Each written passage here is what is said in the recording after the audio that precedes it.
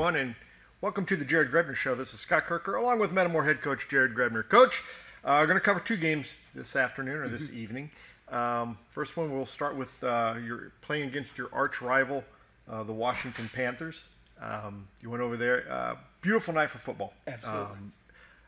Played an outstanding first half. Second half got a little bit wanky on you a little bit, but overall, you got to stop and think about your kids came out, played a very good first half. Second half, those things happen. Yeah. First half, I thought we played pretty well. We had some explosive plays. We were able to get up on the board, and then, you go into halftime all knotted up. 16. And then in the second half, we had a couple things not go our way. Special teams on the 2 block punts, kind of put the defense in the hole. And they got 2 easy scores out of that. And then later on in the second half, we go for it on 4th down, being down 2 scores. It was just a point in the game with about 5 minutes left in the fourth quarter. You think, you got to keep going for it. You can't put the ball back in their hands and give them good field position about midfield or so. So we went for it, and they ended up getting the ball at about the 3 or 4 yard line and didn't have to go very far for a drive there as well. And so, it ended up a little bit more lopsided, or wasn't really indicative of how the kids played. Mm-hmm. But it just wasn't our night that night. Yeah, when you look at it, I thought there were some certain plays that you guys looked outstanding. I thought offensively, I thought your kids came out, and particularly that first drive came out and run, pass. You had Washington on their heels. They didn't know really what was, you had them kind of reeling a little bit. And as an offensive coordinator, you got to be thinking to yourself, this is exactly what we want. Mm-hmm. And they always do a good job of making some adjustments. Cam Davis, they held him in check that night. Caden was able to get some good runs, but Mark Frederick, he was able to kind of be a shot in the arm for us, using his speed to the outside. And, he was able to get some explosive plays and open up the passing game a little bit. Noah Simmons had a nice touchdown catch on the jailbreak. And it seems like it was forever ago. It was only 2 weeks, but Broderick had a good catch as well. Yeah. And so we were able to get some explosive plays, but on offense, we just sometimes need to limit some of our negative plays where we don't put ourselves in bad positions. And then defensively, we had some chances to get off the field also. There in the first half, it was 4th down and 5, and we had a chance for an open field tackle, and we ended up missing that one, which is hard to do in the open field, when you're one-on-one. But it's always something that we expect our players to be able to do, and we just weren't able to do it at that moment, and that led to another scoring drive for them. But we just have to get better when we have the chance of getting the opponent off the field, that we make sure we get them off the field. Yes, and at some point you do have to give Washington some credit there.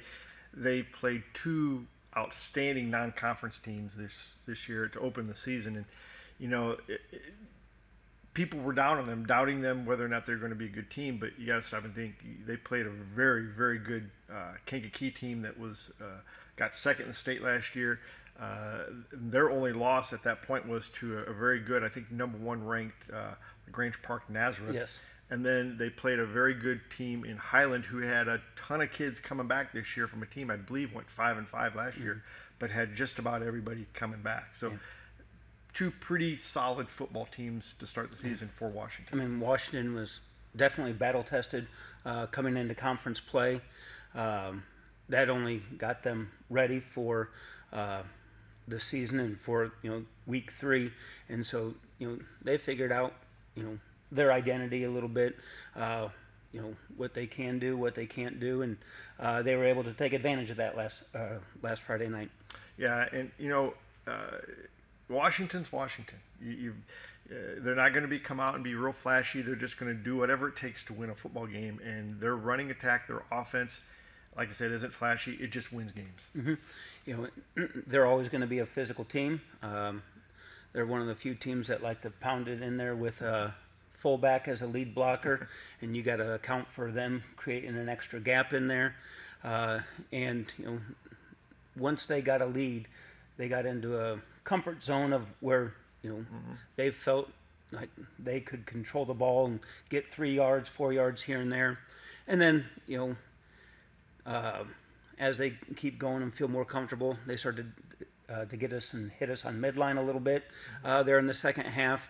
And when you don't fit quite right on midline, it can open some holes, and it did for them. Yeah. That moved your record to 1-2 in the year, 0-1 in the conference. Still a lot of football yet to be played, and I'm guilty of that myself. You get so involved and so into these programs that it's hard to separate that they're 17 and 18 years old, and but there's still a lot of football to be played. Oh, absolutely. This is a resilient group. There's a lot of seniors that have played a lot of football, that have put a lot of time in, and we always were 100% positive that they'd bounce back and have a good week of practice, and they did just that. You had a really good week, like you said, of practice last week. You came back at home, and you played another arch rival in Morton. I believe that everybody says our big rival is Washington, and it is. It's a battle of the Washington Blacktop. There's, 8-10 miles separate Metamora from Washington, but I think you've actually played Morton. I think Metamora's football program has played Morton more times. Because there was a stretch in there where Washington was not in the same conference back in the late 70s, early 80s. And so you played a very good Morton team, a Morton team that last year made it to the semifinals. And they returned a lot. They returned half of their offensive line. I think 3 of the 5 came back. They have a very good coaching staff. But you had them at Malone Field, and that was the big advantage. And then you came out with black uniforms, something that has never been seen at Metamora on Malone Field. But I don't know if there was one person that said they didn't like them. I thought they looked sharp. I think the kids liked them. That's what it's all about, is the kids. And if they like them, look good, feel good, and and they played well on that night as well. Yeah, your kids came out. They played outstanding football, became very opportunistic. They held us on the first series of downs. If you get a first down or two, you had a punt, but then they fumbled and you recovered, and I believe on the very first play after the fumble recovery, you scored. It was nice. It was one thing that we haven't done a very good job of, is getting a lot of takeaways in our first couple games, and we were able to do that on Friday night.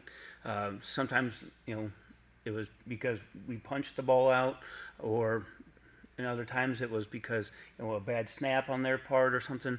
But you always have to be opportunistic and be ready for when any opportunity presents itself. You scored, and then they scored right away on the ensuing kickoff to make it 8-7. Correct. And then it was back and forth a little bit. That first quarter was kind of wild. Both teams were scoring. But your kids stuck with it, and they played some awfully good football. And I think one of the best things that I had seen was late in the first half. I believe it was the first half, where you got the ball deep into their territory with about 23 seconds. I believe you faced a 4th and about 13, and you let the clock run down to 1 second, called a timeout. I thought that was very, very good strategy, because either you were going to score or the clock was going to run out. You weren't going to give them any time on the clock, because they proved they'd been able to score from anywhere on the field. And they always have. It seems like whenever we've played Morton the past 8 years, it's always been a high-scoring game. And so that they can score at any place on the field. They gashed us for a couple big runs there in the first quarter. You just lose gap integrity just a little bit, and they'll make you pay. And so I don't want to give them another opportunity to have the ball there.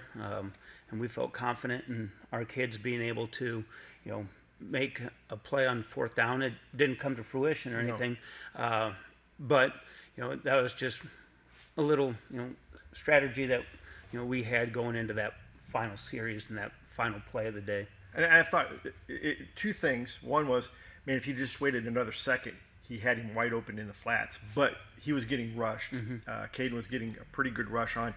They ended up intercepting it, but that's not the point. I thought there were so many good things in that final probably 2 minutes. Really positive things. Your kids used the clock well, did a nice job of getting it down.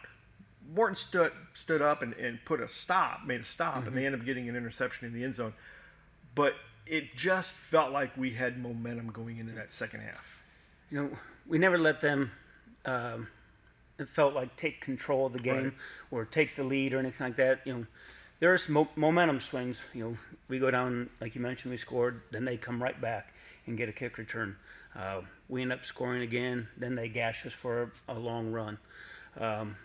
I thought one play that was huge, and we've talked about it before the camera started rolling, but they gashed us for a big run, and it was just the effort of Nate Bartman. I mean, coming from across the field, took a great pursuit angle and knocked him out of bounds at about the 8-yard line or whatever it was, and then they get down to about the 2. Tyler Cassup then comes off the backside and makes a great play and actually pulls him backwards to keep him out of the end zone. They get a false start penalty after that, and we were able to keep him out of the end zone. And they go for the field goal. Marshall Vasquez does a great job getting his finger on the ball, and it falls right into Caden Hartnett's arms, and he does the rest and takes it 97 yards to the house. But that's a 14-point swing. Yeah, that was huge. If Nate doesn't give that type of effort and take a good angle, and then all of a sudden they're up, and it can be a different ball game. And so that type of effort on every play, every night, it's important. Yeah, I think so too.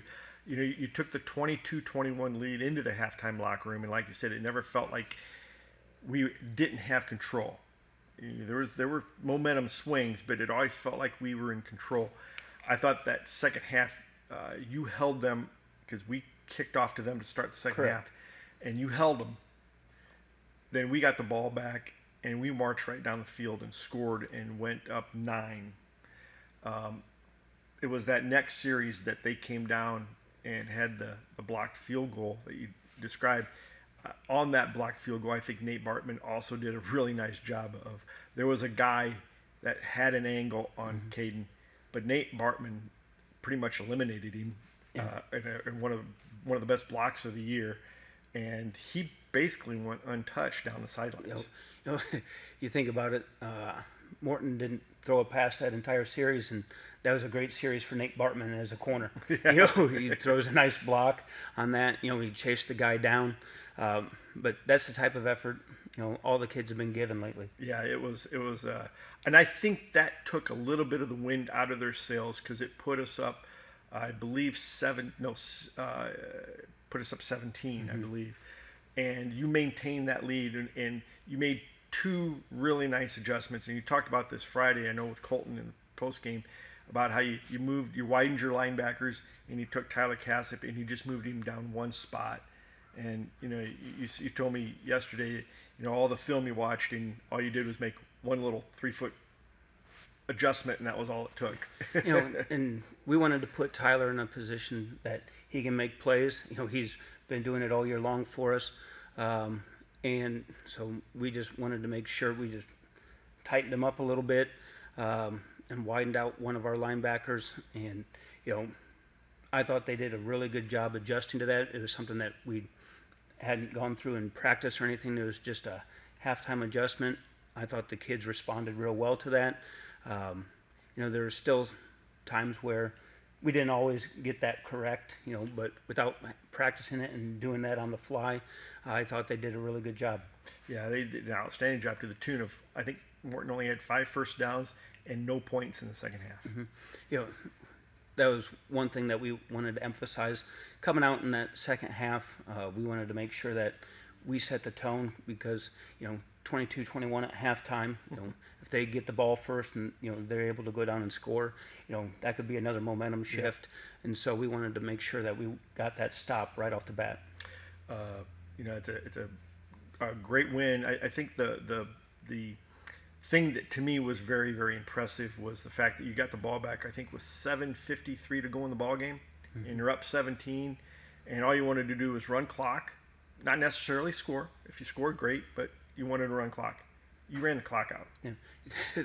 That was definitely it's kind of funny to say, but that was, I thought, the best drive of the year, and we didn't score. Yeah. But when you can take 7 minutes and 53 seconds off the clock and keep going down the field, that wears on a defense, and that's the time for the offensive line to shine, and they did. They put it on their shoulders, and they said, all right, just keep running behind us, and we were able to do that and wear them out a little bit, and able to do the best formation in football is victory formation, and able to end the 7 minute and 53 drive with the victory formation. So we were very pleased with how that ended. You had to be real happy. Ryan Otto's offensive line just did an outstanding job. I thought all night long they did a great job. There was a couple plays that you guys made some big runs. I think Cam Davis was the beneficiary of some really nice blocking in the middle with Culper and I believe it was Lane maybe. Yes. That just opened up a huge gaping hole in the second quarter when it was a 3rd and about 8, and you needed, and it opened. I think he picked up 14 yards on the play. Yeah. And I think it was huge. Your offensive line did a great job. I thought Cam Davis had his best game of the year too. Oh, for sure. Friday night just seemed like a Cam Davis type of night, where you wanted a physical runner that could hit it up inside, in between the tackles, and he was able to do just that. I think he had 23 carries or something like that, and just kept pounding in the middle. It wasn't a lot of 40-yard runs or anything like that, but those types of physical runs that he was able to have, that definitely wears on a defense. Yeah, I thought so too. And the other thing too is he made a play on defense. I believe it was maybe the second quarter. I think it was Gavin O'Loughlin that had there. It was a quarterback keeper, and everything went to their right, but the quarterback came back to the left, and Gavin O'Loughlin came up and he grabbed him. He didn't have a real good hold on him, but he held him up enough, and Cam Davis came over and finished him off for a 2-yard gain. It was actually a really good play by Cam. He, like you said, they were running zone, had the backside read, and Gavin came up to roll tackle the quarterback, and when he did, he just had him still by the shoelace, and Cam had fullback, but he redirected and was able to scrape and just work his way through the offensive line and just keep staying skinny, and then all of a sudden it's just like he exploded out of a cannon and was able to kind of finish him off. Yeah, it was a really nice play. Great win for you. Evens your record at 2-2. You're 1-1 in the Mid-Atlantic Conference. You got Canton coming up. Just a really good night for Metamore football last Friday. Yeah, it was a beautiful night. Beautiful crowd. Was able to get a victory when we broke out the black uniforms on their first night, and so it was just a good night all around. Couldn't be any happier for the kids with all the time and the effort that they put in, and for all their hard work to finally get their payday for all their hard work that they put in. So we were pleased with their efforts, and we were pleased with what they put out on the field on Friday night. We'll take a break now, and when we come back, we'll have the Germantown Grill players of the game, one for the Washington game and then one for this week's game against Morton. Central Illinois, you asked for it and we listened. Germantown Grill is growing, adding more dining space and a private gaming area featuring games powered by Gold Rush, the gold standard in video gaming. The game's on at Germantown Grill, off Route 116. Welcome back to the Jared Grebner Show. We'll start with the Washington game, and our Germantown player of the game for that game was Mark Fredericks. Mark Fredericks, I believe, had around 140 yards rushing, and he was really a spark for you offensively. I believe he had an 80-yard touchdown run that was just fantastic, had a nice move to cut it back towards the middle of the field. He'd gone down the sidelines, but cut it back and gave you a spark. And, only a sophomore, he has shown at times to be a really, really big asset for your offense. And Mark, you didn't know what you're going to get with him to start this year. As a freshman, he wasn't able to play in many games, and so he was kind of an unknown or an unproven commodity at that point, but he just kept getting better and better and better throughout the summer, throughout practice at the beginning of the year, and he's proven that he has wheels, which we all knew that, but he's a much more physical runner than we imagined. He likes to get downhill fast, and he's able to read blocks and pick up yards when you need them. The other thing, you've used him a little bit in the passing game. I believe you've thrown maybe 2 or 3 passes to him on screen passes, and boy, out in the open field, he's really fun to watch. We threw that bubble pass to him against LaSalle, Peru, and it was just basically a fancy sweep, so to speak. Just get him out on the perimeter and let him do his thing, and he's able to find alleys and he's able to pick up yards, and he's going to just keep growing and growing and growing, like you mentioned, since he's a sophomore, and hopefully he can keep building on the success that he had that game. Yeah, really, he only played 1 or 2 games last year before he was injured and wasn't able to play. So this is really his first venture into high school football. Yeah, and sometimes you can be in awe, you can be shell shocked, kind of like, oh man, what did I get myself into? Or this has happened a lot faster than I thought it would. But he's responded well. Cam Davis has kind of taken him under his wing and has been a great senior leader for him. And so, and I think Cam enjoys blocking for him as well. Cam has done a great job lead blocking, and Mark's has had great vision and can read those blocks. Then we go to this week's game against Morton. Our player of the game for this week was your nephew, Caden Hartnett, who had just an unbelievable game. He, I believe he had 2 rushing touchdowns, and then he had a blocked field goal attempt return, 97 yards for a touchdown. And, I'm thinking about this.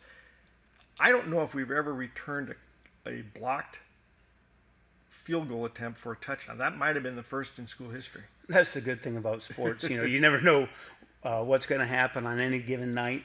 There's no reruns in sports. No. When you watch those live actions, you always are going to get something different, it seems like. And it might have been the first for Metamora High School. I'm glad we were on that end of it, that's for sure. But no, he had a really good night. He had about 145 yards rushing. Was able to hit inside on counter a couple times. Made a nice throw to Broderick for a score.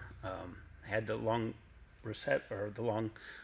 field goal return for a score. And that doesn't count on his rushing yards. Correct. That's a special teams statistic. So he had a good game all around. I thought he played pretty well on defense also.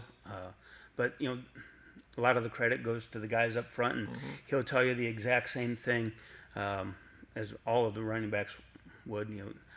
You mentioned earlier how you thought they've grown and you thought they've come around and everything like that. And I thought they played really, really well on Friday night. And, guys like Caden and Cam, they're the beneficiaries of that. Yeah, I thought so too. I thought your offense really looked sharp Friday night, and a lot of it has to do with that senior leadership with Hartnett. He really proved it. A lot of kids probably don't realize you can return a field goal attempt for a touchdown. I've seen it in the pros. I haven't seen it before in the high school game because not many teams go for field goals. Yeah, it's just something that. When it actually does happen, like, you talk about it and stuff, but how are they actually going to react? Right. Some might freeze, like the play's over. Luckily, we didn't have anybody freeze, like you mentioned on that play earlier today. Nate Bartman didn't freeze. He immediately went, found a block after Marshall blocked the field goal. He immediately got up and scrambled to try and find somebody to block. And then, Caden didn't freeze at all. It landed in his hands, and he took off down the sideline and was able to kind of find a wall there and was able to, punch it in for the score. Well, you're just about halfway through your season. You're 2-2. You're starting to play much better. Starting to play actually pretty good. Congratulations on you're 1-1. You're 2-2, and you're starting to pick up a little bit of momentum, and it's good to see, isn't it? Yeah, it's always fun. Hopefully, Friday night can give us a little momentum going into this week, and then we can just keep building on that from there. Well, congratulations, and we'll see you Friday night at Malone Field. All right, thank you.